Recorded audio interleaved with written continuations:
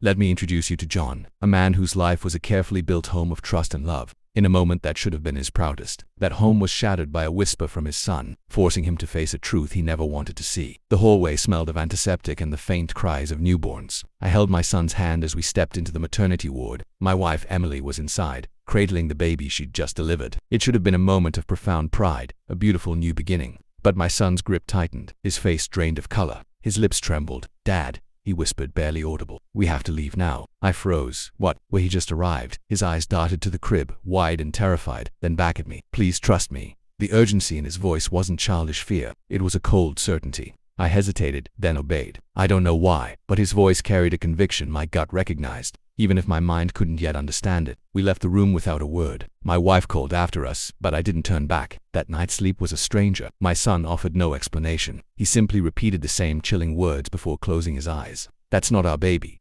The phrase echoed in my skull, a relentless, haunting refrain. I told myself he was confused, a 7-year-old frightened by the sterile hospital environment. Maybe he thought all babies looked alien. But then I replayed the scene, the way he looked at Emily, not just the crib, and how she didn't run after us calling my name once, then stopping. The silence that followed was heavier than any spoken word. In the days that followed, I observed her. She smiled at me, but her smile never reached her eyes. She avoided my questions, claiming the baby was tired, that she was tired, that everything was fine. It wasn't. When I held the child, something in me recoiled. The eyes were not mine, the skin tone, the shape of the jaw. But suspicion is a poison. It corrodes trust and whispers lies. I tried to bury it for my sanity, for the sake of my marriage, until one night, my son came to me again. "She lied to you, Dad."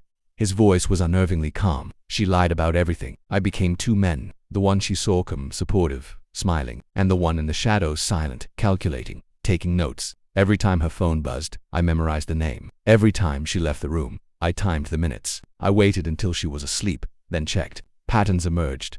Repeated late-night texts to a friend she never mentioned. A number saved under a woman's name, but the messages were anything but feminine. I ordered a DNA kit online, shipped in discreet packaging. I swabbed the child's cheek when she wasn't looking. My own. My son's. Waiting for the results was pure agony, but it brought me a profound sense of clarity. I became mechanical, efficient, and utterly detached. My son noticed but said nothing. He just watched me as if he already knew how this would end. When the email finally arrived, my hands didn't shake. I opened it with the calm of a surgeon making the first incision, and just like that, the truth cut clean through me. 0%.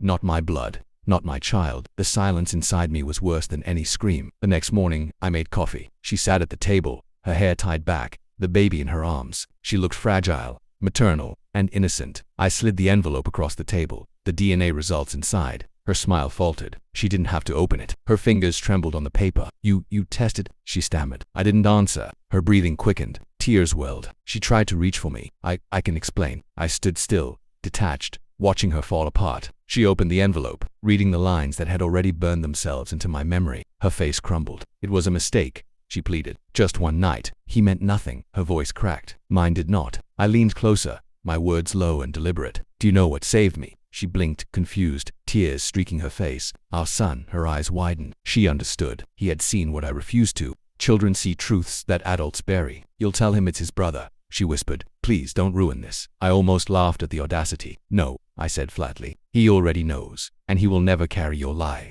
Her sobs grew desperate. "Please don't do this. Don't take them away from me." I set my cup down gently. My calm was sharper than her hysteria. "You already lost them." I walked out and didn't look back. I drove with my son in silence. The baby's cries echoed in the distance of my memory, muffled by walls I no longer had to live in. My son sat in the back seat, staring out the window. Then he asked softly, "Are we free now?" I met his eyes in the mirror. "Yes," I said. I realized I felt nothing for her anymore. No rage, no grief, just an emptiness where she once lived. Betrayal doesn't break you. It carves you out until there's nothing left to wound. And in that hollow space, clarity settles, cold and permanent. I never saw her the same way again. I never saw her at all.